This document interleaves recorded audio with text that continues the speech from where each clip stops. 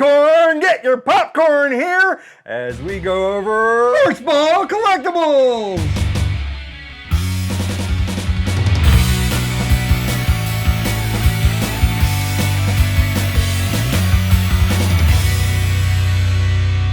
I know we've done this once before. I know we've done Sportsball once before in the previous season. But here we are again with Sportsball, because that's what all the nerds call it, all the geeks. I don't watch Sportsball, except for the few geeks that watch Sportsball. I don't watch Sportsball. But we're going to talk about Sportsball more along the lines of like collecting for Sportsball. And maybe we'll share our Sportsball story from this past week. We actually went to Sportsball live for a change for like the first time in like, what, 3 years? Woo! Like I think the last time we went to Sportsball is when we get... Oh, yeah. For those who don't know, occasionally Sportsball has, well, it's like every other game they give away something, but... I've seemed to, or you've seemed to amass as well quite a bit of bobbleheads. So we're going to show off some bobbleheads, and we're going to unbox a bobblehead in this episode too. And then this find of a century, which I don't even know, did it ever make it in an episode? I don't think so. I don't know if it ever made it in an episode. We were thrift shopping trying to find stuff for any of the shows, any of the Bestow TV content, and this was on the shelf for $1.99 in a frame, so I found a Chase Utley for $2. Official MLB. Who's in the what's it? Yes, the guy that my gray kitty is named after. That guy. I don't know if we ever showed these or whatever, but these were the stadium giveaways as Larry Boa, which was from 2001. I thought he was actually I thought he was a 90s giveaway, but he has to sit down on the table like this because that guy who you thought was Aaron Nola and is not Aaron Nola. There is an Aaron Nola. There is an Aaron Nola. That I thought that this was. He is Han Solo, not the Jedi. Yeah, because I got. Yeah, it does have his name on there, Jake. Yeah. Jake Areta. Yeah. What year's on that? I think him and Spider-Man. 2019. Him and Spider-Man were, I think, are the same. This was their Marvel Day, and that was their Star Wars Day that they have every year, 2019. So 2019 was the last time that we were in that ballpark. And then I found this thing while I was cleaning out the storage area for my bedroom. And it's a model of a Veterans Stadium right before they tore it down and they built the new, what is the name of the stadium now? It's the Citizens Bank. This year's edition. Woo! Which is the guy that the other cat is named after. Which we all got one as soon as we came in. Which was it was good this year because we went in and you scanned your tickets and then they were just right there handing these out right there. We had to get Jake and we had to get Spider-Man. It was like, go up the thing and then take a left and then turn around and then spin 3 times and then do this thing and then go over there, then do this thing, then go over there and then go that way, then go all the way around the stadium, come back and then you get this. Mm-hmm. I just want to sit down. This is the first time he's ever been out, so he's busted to hell. Screwed. And you get to yell at them. Yep, here goes the collectability.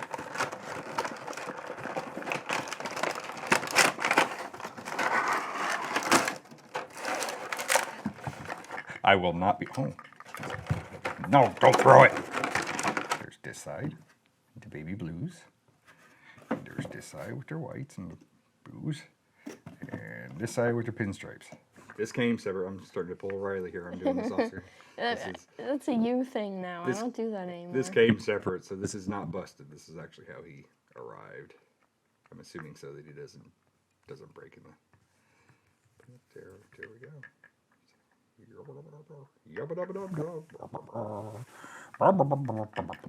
His head and his hat melt into one another.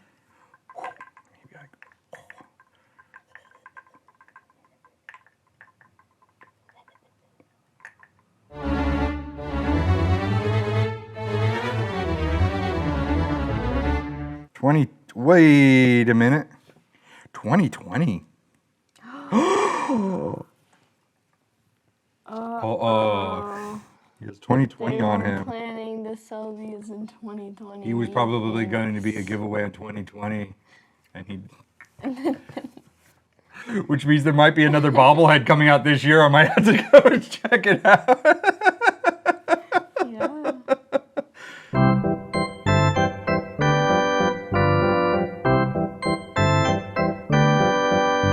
This is Future Paul. Slight errors going on here with this episode.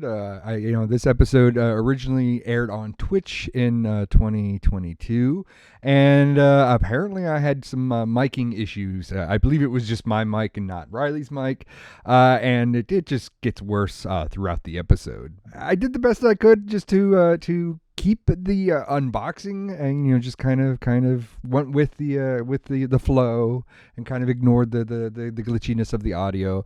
But I can't really subject you guys to listening to the rest of this podcast with that mic slipping in and out. It just gets worse and worse as the episode goes on. So I cut the episode immediately after we finally unboxed the Bryce Harper bobblehead, and I listened to the rest of the episode myself, so I can just do the play-by-play. So this is going to be like a true sports ball game where you got the Pantsless producer doing the play-by-play commentary on a sports ball game, or sports ball episode.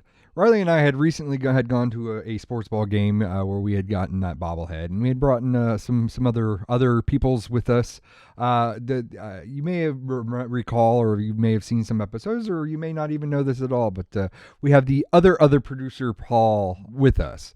There's Paul Tidd, which we usually call the other producer Paul, and then there's Kyra's friend who's also named Paul, so he's the other producer Paul. I accidentally stood out in the rain, and it's just like Gremlins, and I just produce a lot of pantsless decoys. But it was the other producer Paul's a first time going to a baseball game, a professional baseball game, any baseball game at all. And, it appeared that he enjoyed himself. He's wide-eyed, mouth gaped, just taking it all in. It was like, oh, what's that? He didn't know what the bell meant. When the Phillies hit a home run, they ring the bell, the Liberty Bell. They have a neon Liberty Bell that they ring, and he didn't know what that was, and he got to see that for the first time, and he was amazed. In the seventh inning, all of a sudden we all start standing up and singing "Take Me Out to the Ball Game," and that was his first seventh inning stretch, first time to experience that, and he thoroughly enjoyed that. The Phillies actually won that game, and when the Phillies win, actually I don't even know if they do it. Do they? I don't recall if they do it every time or not. I think they do it only when they win, but I could be wrong. They could do it every time, and I just never noticed. But the late, great Harry Callis used to sing High Hopes, and there's a recording of him singing High Hopes. And they play that at the end of the game. Like I said, I assume it's when they win, they play that. Starring the late, great Harry Callis, who used to be their commentator, commentator, common potato,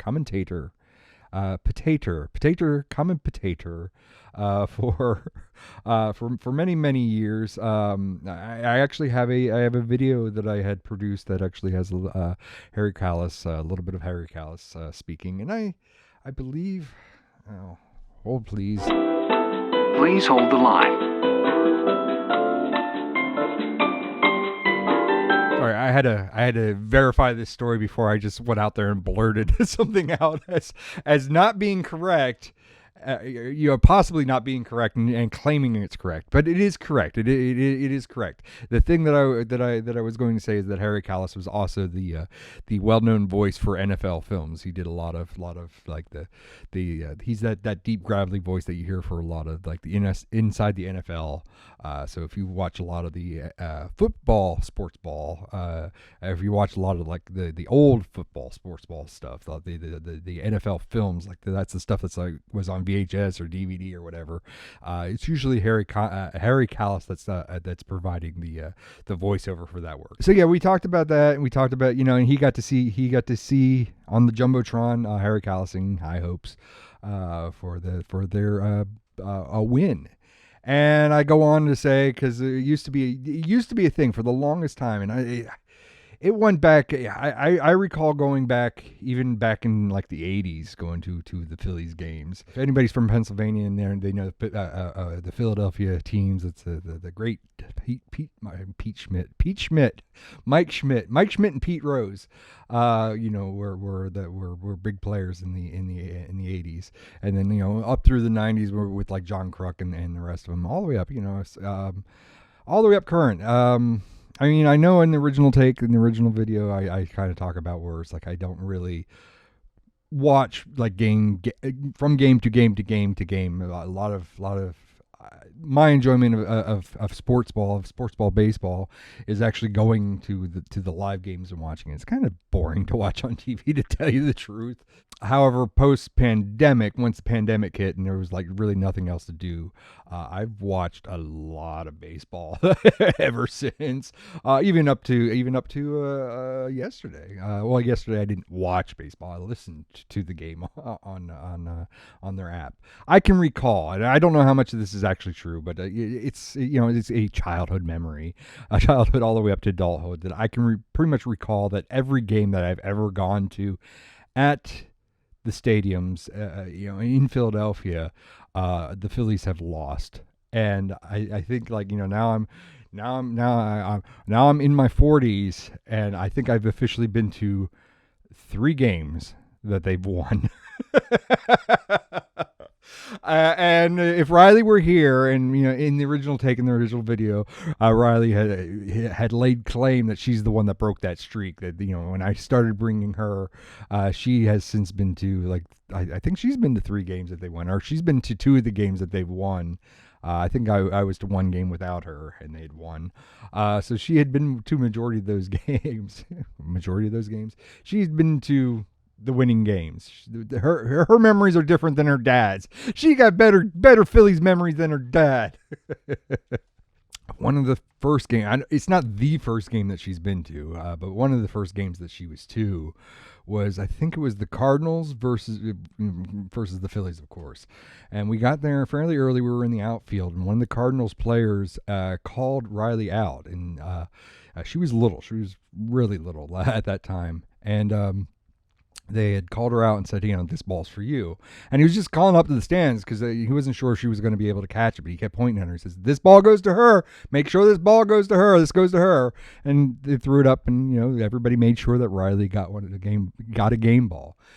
She's the only one of us has ever gotten a game ball. And I think she says in the video, for some reason, she has 2. And I'm not sure where she got the second game ball at. The other game ball might actually been like a memorabilia ball or something, but I because I was there, I know that she got 1 ball, and we always hold it against her that she's the only one of us that's ever gotten a game ball, and it's from a Cardinals player, and we hold that against her. In the video, we joke around about the Cardinals. Rylie says that she likes birds, and I had mistakenly said, of course you like the Cardinals. They're a Canadian team. They are not a Canadian team. They are from St. Louis. I was confusing the Cardinals with the Blue Jays, which the Blue Jays are from Toronto, which I do correct myself. And then she even got more excited because she's like, well, Toronto's still a bird, and I like bird name teams. So there was that. So I go a little bit more detail about that game, because when we went to that game, I don't think we were expecting much of anything. Like I said, I don't particularly deeply followed, or at least at that time. Like I said, now post-pandemic, I follow the team a little bit more closely now than I ever have. But back then I didn't really, I just went there and enjoyed myself, and we didn't really know their standings or what was going on. But here, what was going on was that they were pretty close to getting to the playoffs. In order for them to win the NL East, the Braves, who were also playing their game that day, had to lose, and the Phillies had to win. And we were watching the out-of-town scoreboard frequently during that game. You're watching that score, and seeing that the final score for the Braves was that they had lost. I don't remember the exact score, but the summary was that the Braves lost, which means that if the Phillies eked out a win, we won the NL East, and not only did we win the NL East, but this is the first time like the Sanders family were at a game at a really important pivotal game. And yeah, they won. They beat the Cardinals. They won. We were treated to fireworks.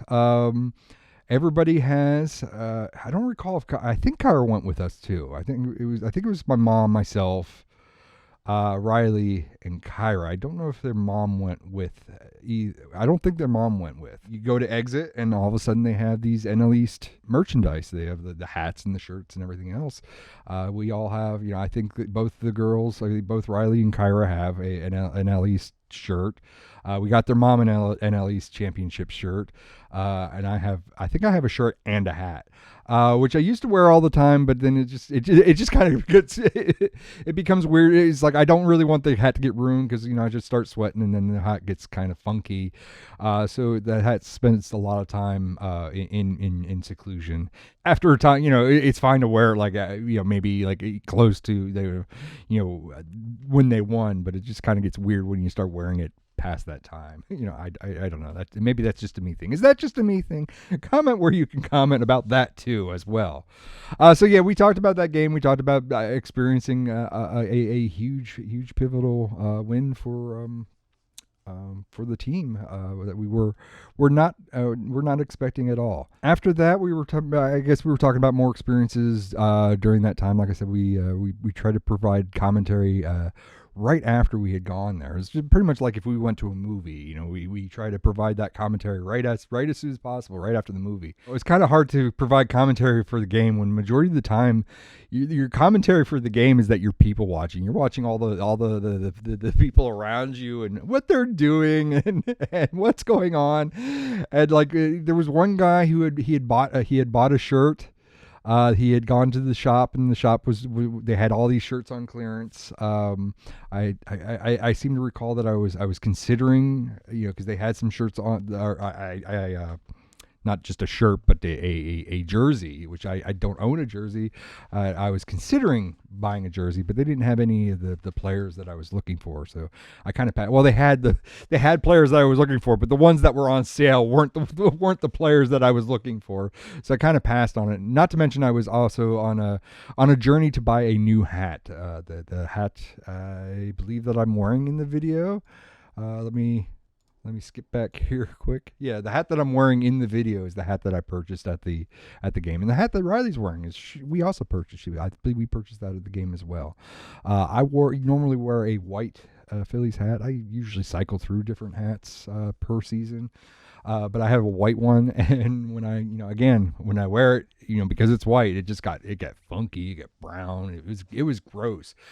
We had stripped it. We cleaned it, and it got really nice and got really bright, and the whites really started to pop.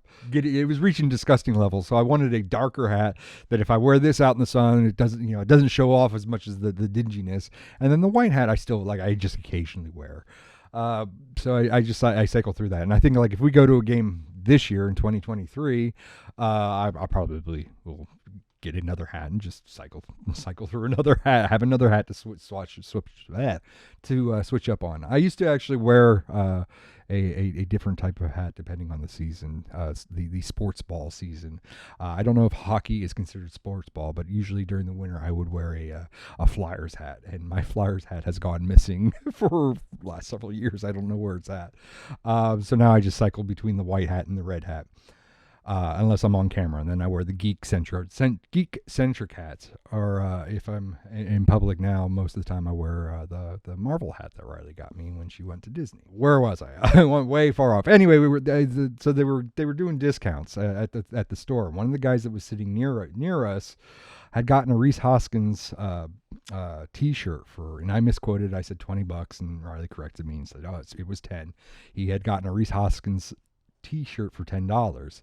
And Reese was on fire that night, and he was hitting home run after home run after home run. He may have only hit one home run. I don't know. I don't recall. He may have hit anywhere from 1 to 3 home runs, depending on what my memory says.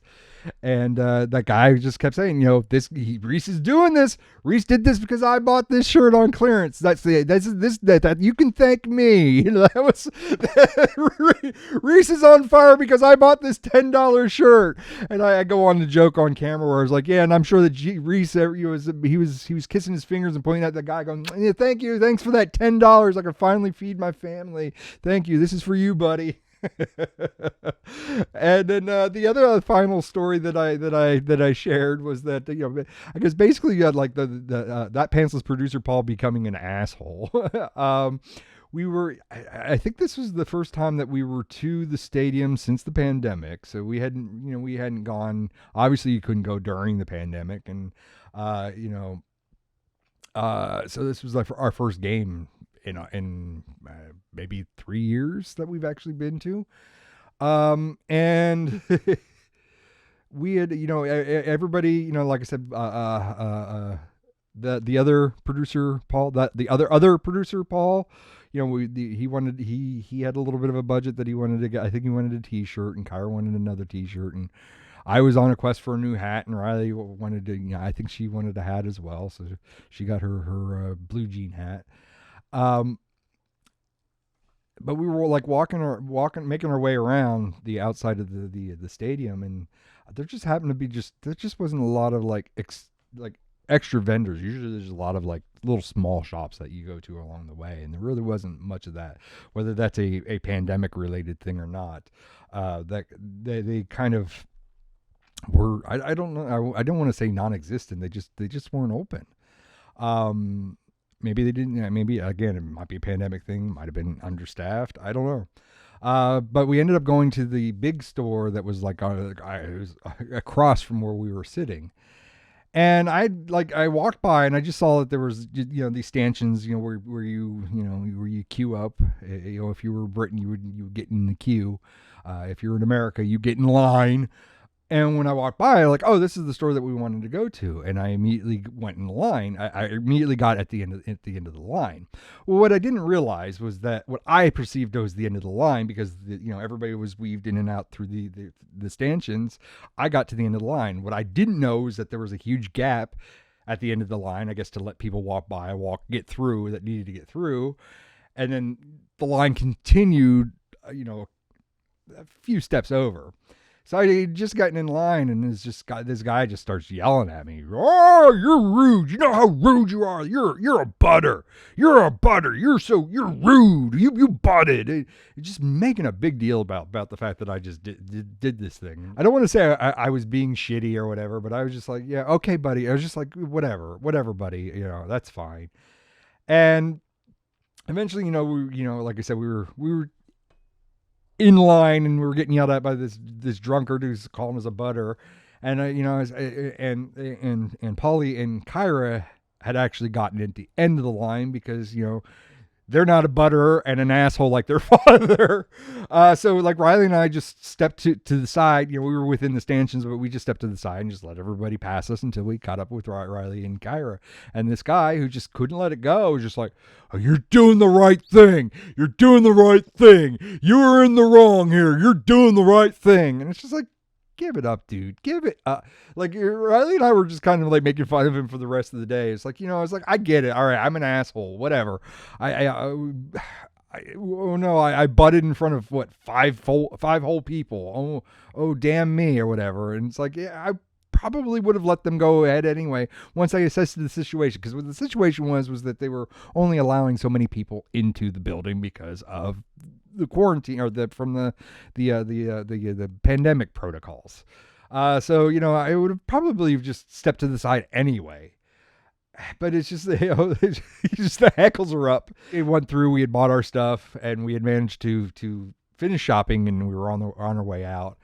I had gotten my hat, she had gotten her hat, and then we picked up her mom a bobblehead, which we were given permission to unbox on camera, but we never did. If you guys want to see an unboxing of a store-bought bobblehead, this is our only store-bought bobblehead, because all the baubles that we have were always giveaways.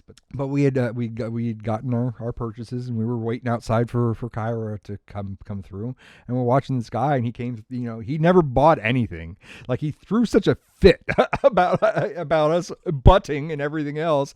But he went in with one beer and came out with a different beer. He hadn't bought a damn thing, and it's just like and we were making fun of him. It was like, oh, you're a butter, but I just want to walk around and breathe on people and probably pull down masks or something. I don't know. I'm making that up. I don't know if that was that type of person.